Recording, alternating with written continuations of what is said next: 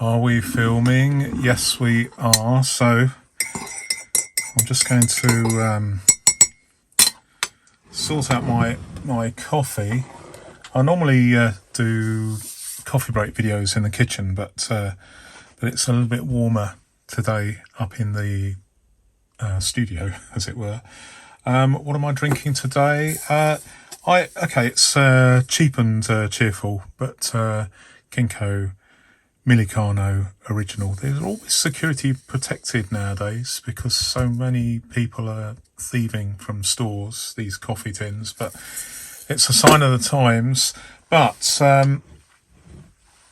a few things to cover today. Let me start with what I've been using. So I am continuing with this is my main thing rather than my previous main thing. This is the Guildford Mini Extra Slim, which I was using as a sort of daily diary inbox, etc. And I've kind of leaving this at home at the moment because I'm a little bit concerned about the fragility of the rings, but nevertheless, it's a fantastic thing.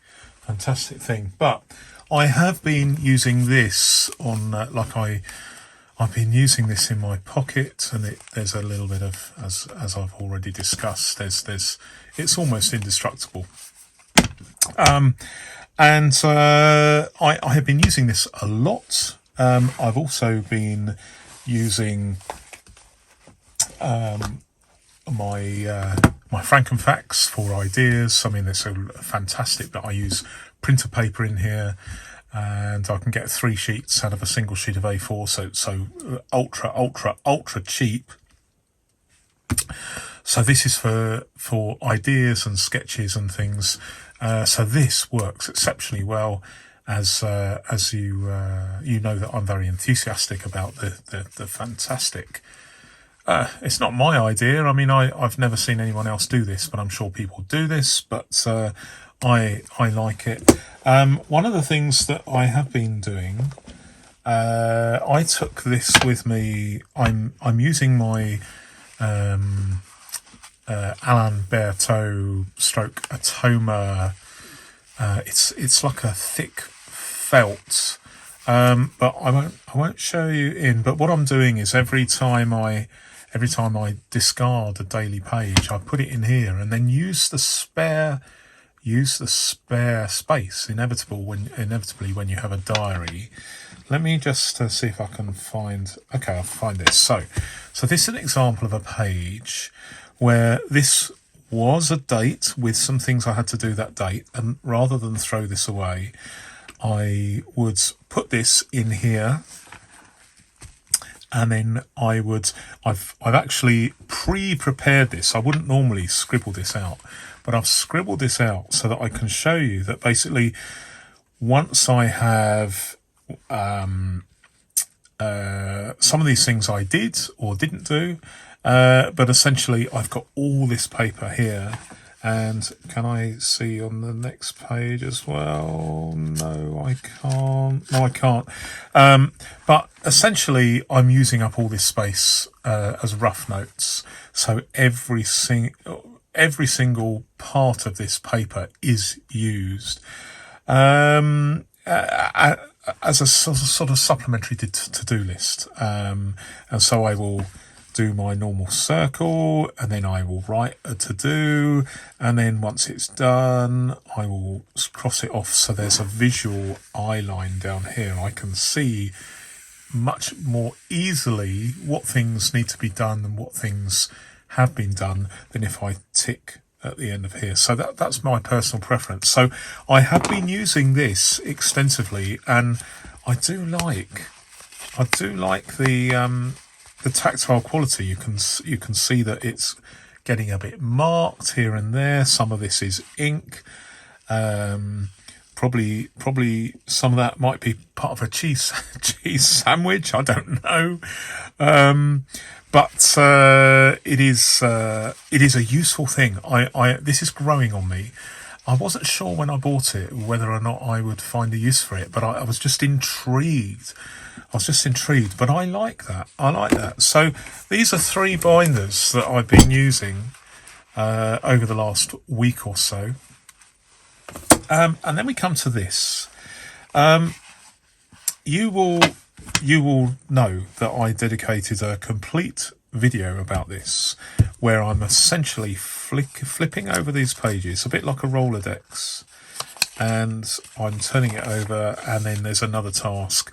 And rather than have set tasks during the day, I just rotate these tasks, so I'm basically regularly doing this. Now, you'll notice here that there's about 40 tasks here, and there were 20. It's basically because there are certain things I like to do more frequently. So, for instance, I did have comments in here, i.e. check the comments that you're leaving.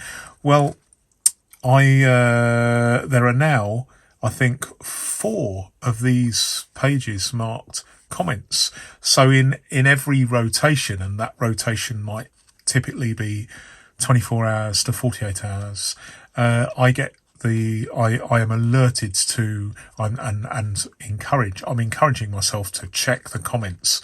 So I've just decided to check them 4 times more regularly in the rotation. So I've now got quite a lot of duplicates, if you like, and that is working really well. And this is my spare paper, so I can, if I think of something else, I can write it down, and then I can tip it into here.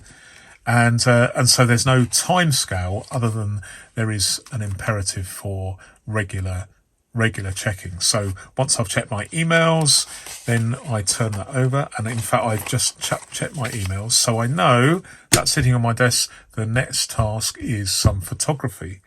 And so I'm getting quite a collection here, but I do like that. Let me have a swig of my coffee, because this is an informal thing, these coffee breaks. And I will talk about that at the end, but I just wanted to share with you a couple of things which aren't really strong enough for a complete video all of their own. But there's a couple of things I wanted to share with you. And first of all, it's this. I mean, this is bright orange. I mean, it's not the colour, but I bought this for £2.50 in Poundland.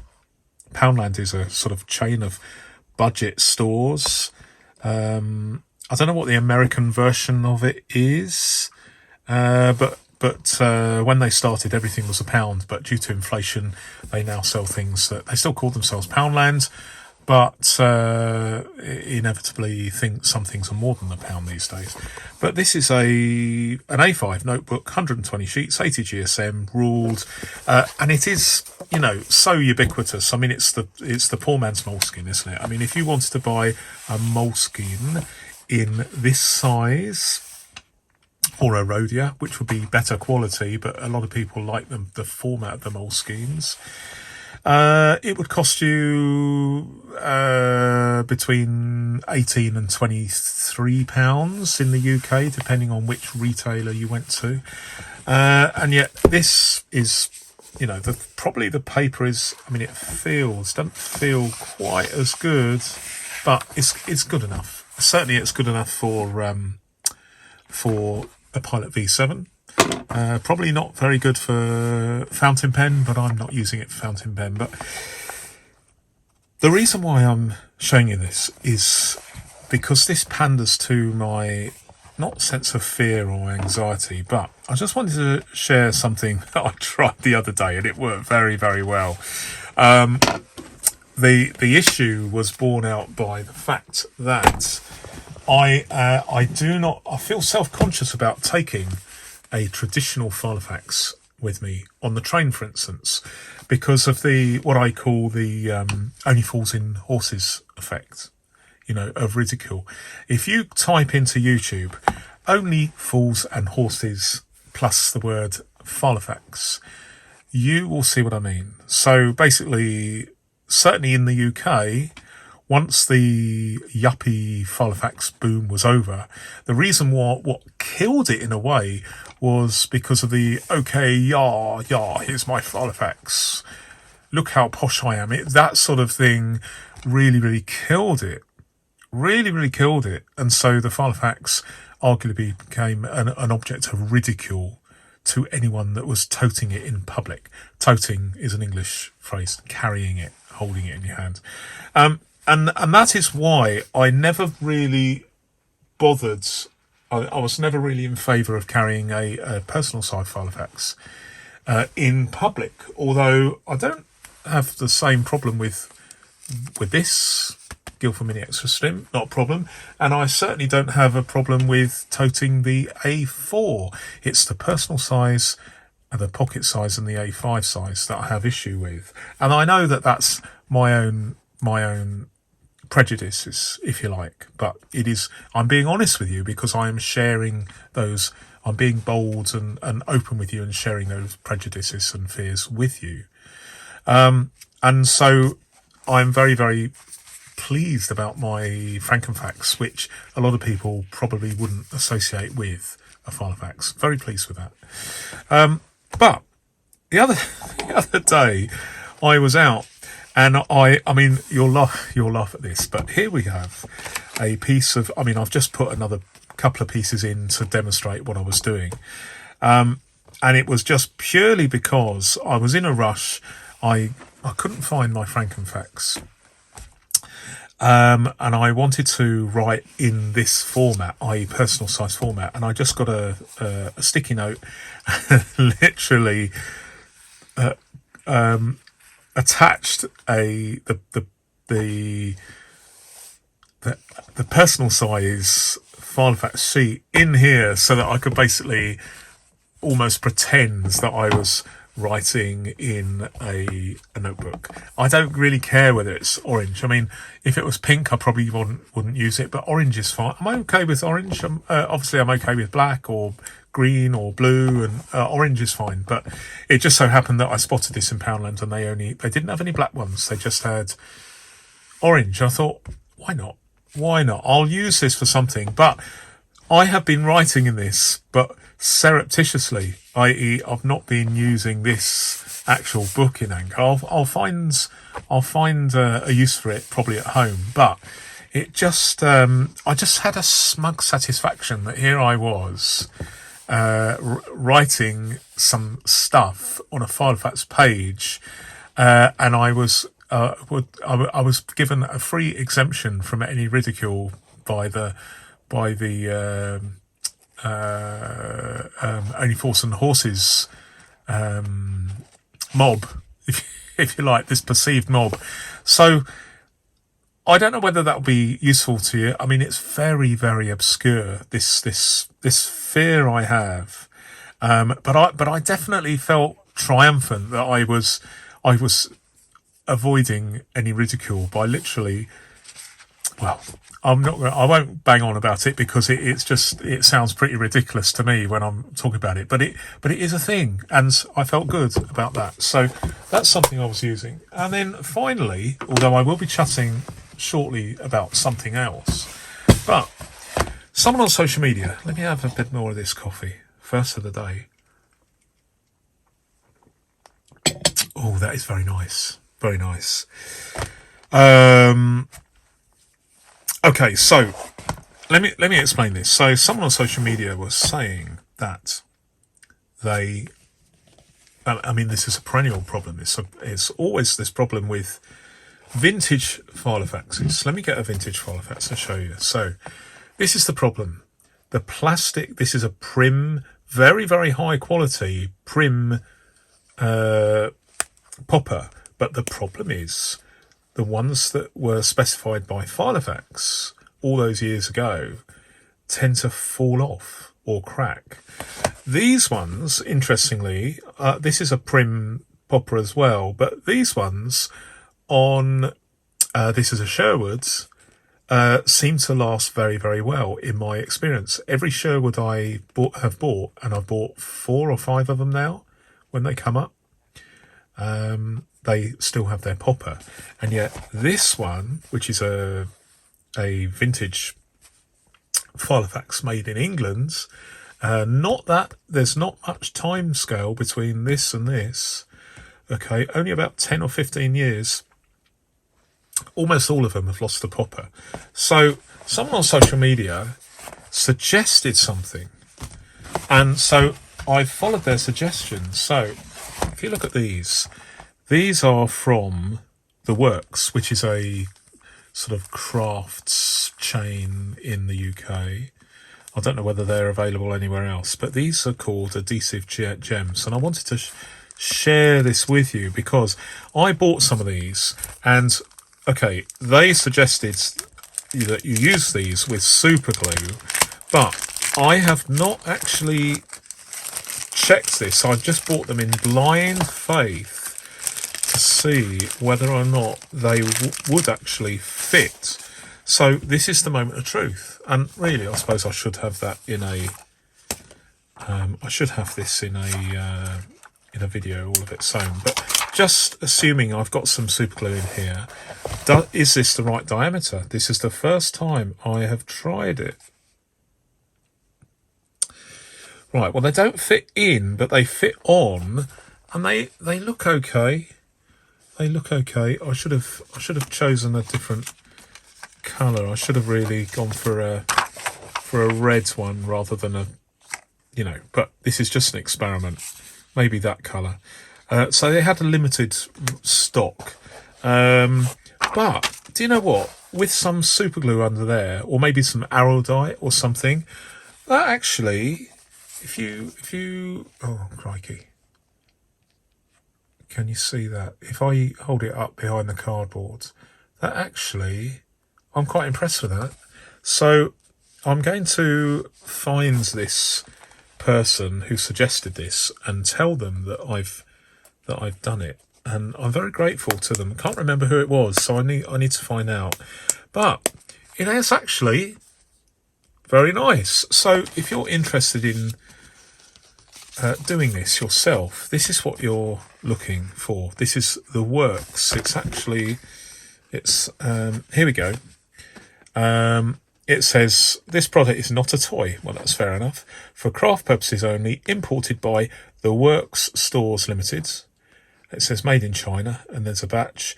So this is what they are. They're called adhesive gems. And, I'm very, very...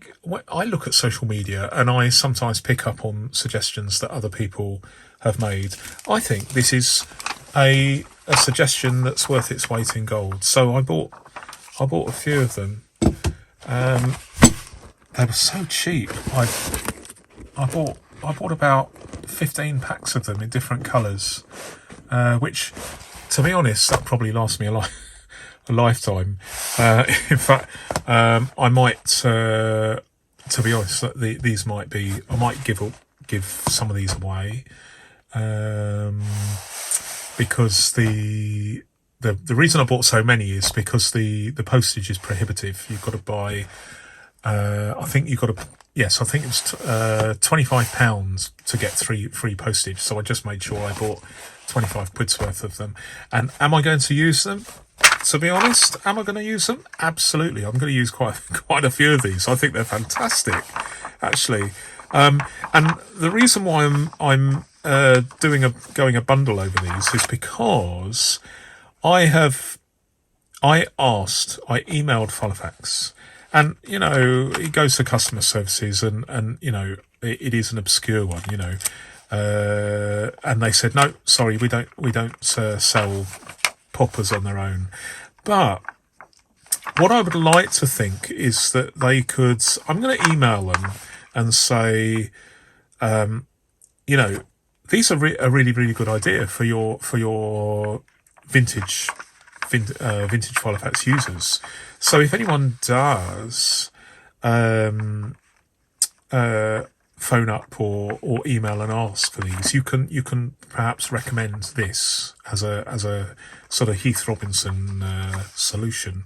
But I'm very, very pleased with those. Anyway, I'm not I'm not making it. I don't have any affiliate link or anything like that. I'm just saying these are called adhesive gems from the works. And thank you to a suggestion by someone on social media. I think that looks quite good. Very pleased with that. So this is coming up to a 20-minute coffee break. It's supposed to be no more than 10 or 15 minutes, but there's something else I want to talk about. If you will indulge me, and it's let's do a blank page. Okay, so let me just turn this round slightly because I'm left-handed, but I'm just going to. There we go.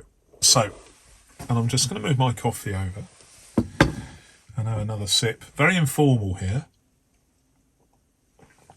Oh, fantastic! That's a real kick. That coffee. So, as you know, I'm doing these podcasts,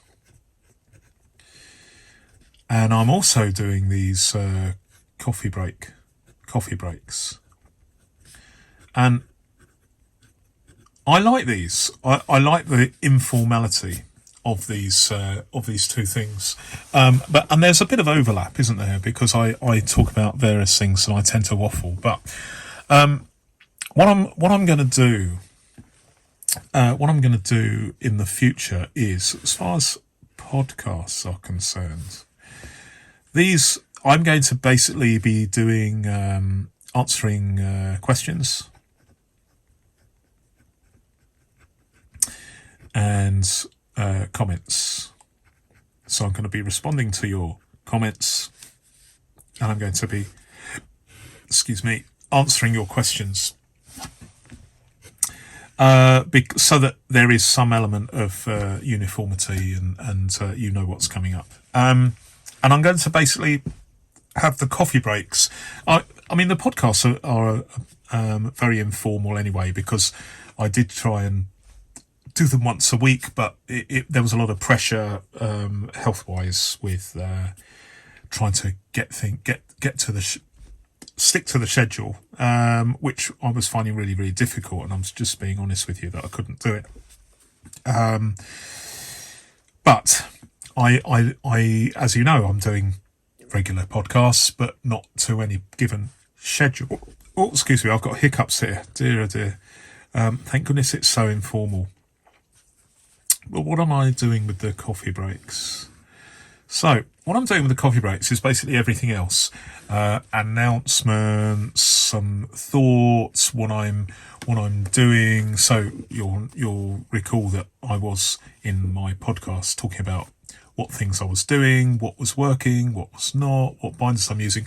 I'm going to be doing all that sort of thing in my coffee break. So I'm just going to put here everything else. So you never know what's going to be in a coffee break. And again, there's no regular thing. I did start with a midweek coffee break, which turned into a podcast. And then when I did the podcast, I scheduled the podcasts and the coffee break became informal. And now both the podcasts and the coffee breaks are informal. But it's going to be a real hodgepodge of everything in the coffee break. But I'm going to be using it to do announcements and stuff. There is one thing that I want to talk about before I go, other than the fact that my coffee is fantastic. Oh, I just want to talk about coffee. I was in London. I was making a film, which will be shown in due course on the channel. And I had perhaps the best cup of coffee I've had for many, many years. And here I am just having some instant Kenko Millicano.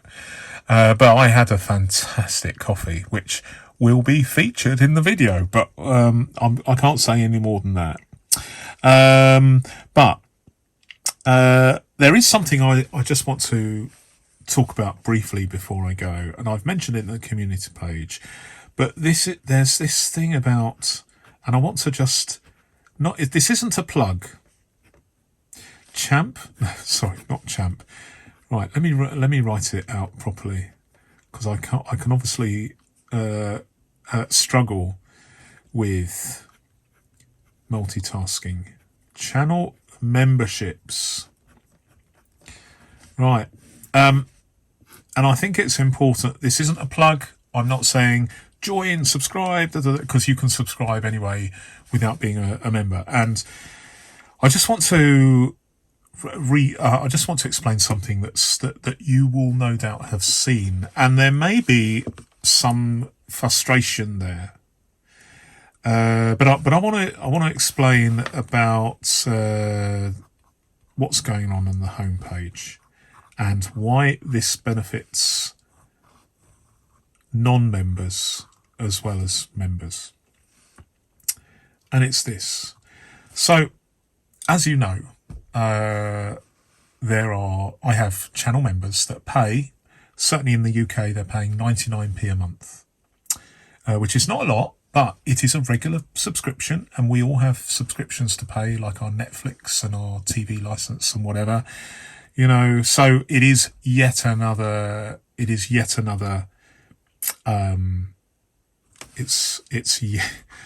I'm just going to write it here, 99p.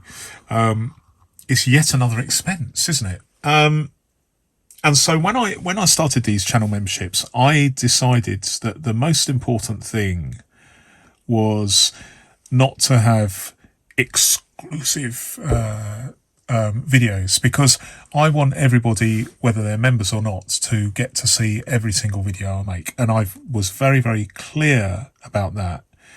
And I've been very, very clear to channel members who are supporting me that what they're getting is not exclusive access to videos that no one else is going to see. They're getting early access, so they get to see things faster than the rest of you. And I'm addressing you if you are not a channel member, and most of you are not channel members, but that's cool. That's cool. But the thing that you may have become aware of is that channel members are slightly ahead of you, 3, 4, 5 videos ahead of the game, as it were. And that may be frustrating for those of you who are not channel members, maybe.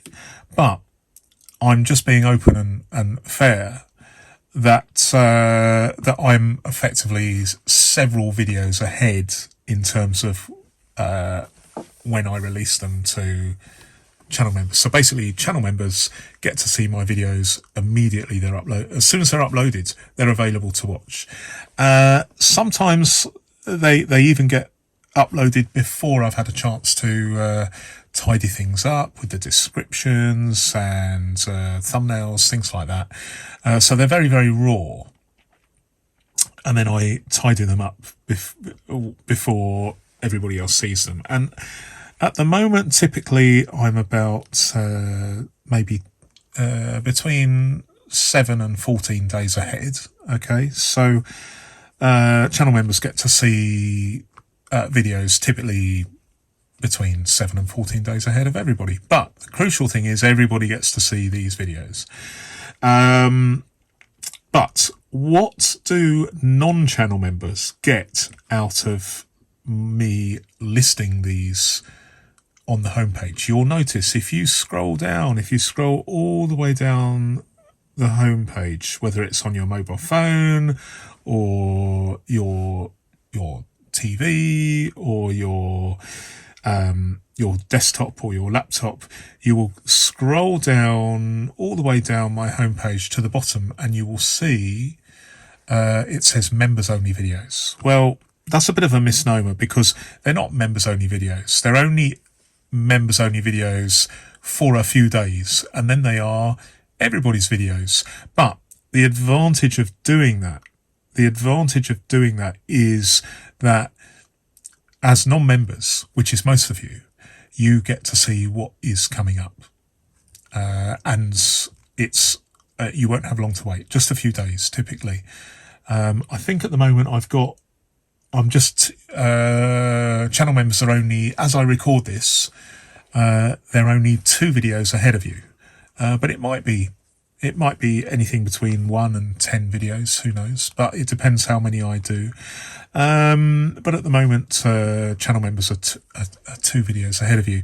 But the key here is, instead of wondering what's coming next, you can actually see what's coming next, because you can see the thumbnail, you can see the title of the video, and then you can say, "Oh, right, okay, so that'll be interesting. Well, I'll maybe subscribe and hit the bell icon, as they say, and then as soon as it goes live, you'll be alerted to it." I can't promise any specific time because I have a global audience. Everybody is in a different time zone, and so it just makes sense to just typically I will make them go live during UK daytime, because I'm not going to wake up in the middle of the night and doing it.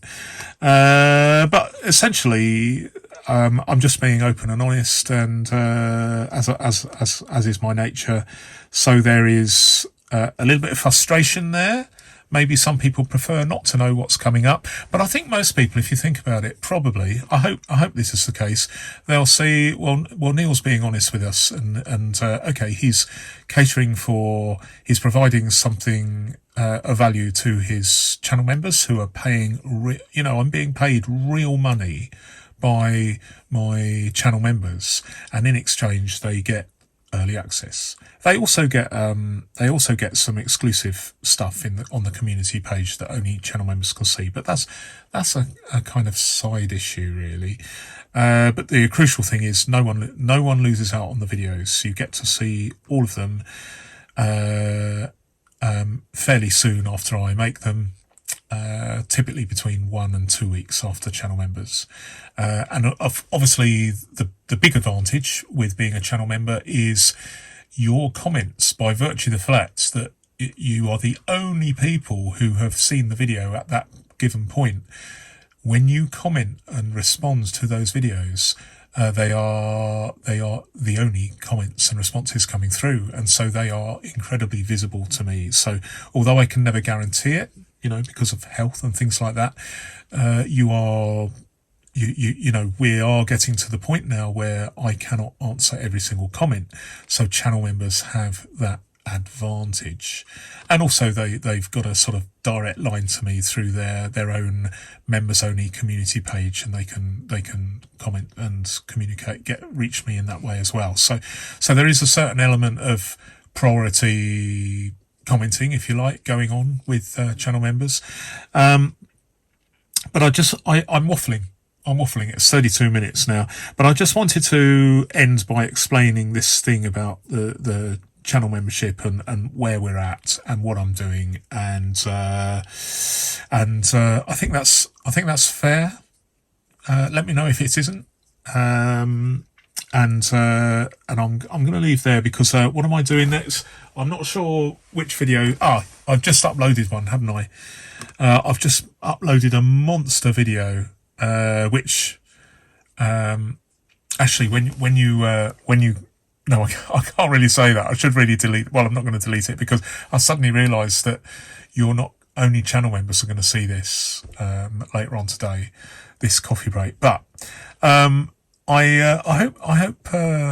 hope I've not blotted my copybook by doing this.